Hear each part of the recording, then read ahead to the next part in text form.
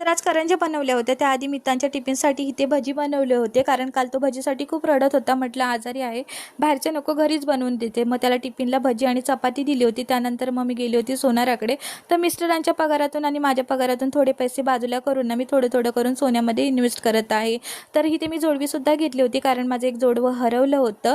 तर त्याआधी एक मी आठवण सांगते, सानिया मिर्झाची नोजपिन आली होती, जी ट्रेनमध्ये होती आणि मला घ्यायची होती. पण तेव्हा परिस्थिती एवढी खराब होती की ती मला घेता नाही आली. आणि नंतर मग मी जॉबला राहिली आणि पहिल्याच 3 रिंग घेतल्या होत्या, जे एक आईला, मला आणि माझ्या वहिनीला, जे माझं पहिलंच सोनं होतं. तेव्हापासून आत्तापर्यंत मी थोडं थोडं करून सोन्यामध्ये इन्व्हेस्ट करत आहे.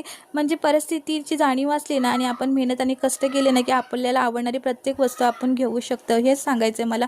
नंतर मग माझं शोवरून इथे पार्सल आलं होतं, म्हणजे चाप आले होते, ते ओपन केले होते. आणि हा दिवाळीचा थोडासा फराळ बाकी होता, तर म्हटलं चला आजचा शेवटच करूया. मग आईने मी दोघी मिळून करंज्या बनवल्या होत्या. नंतर मामीने इथे शंकरपाळ्या बनवल्या होत्या. असा होता आजचा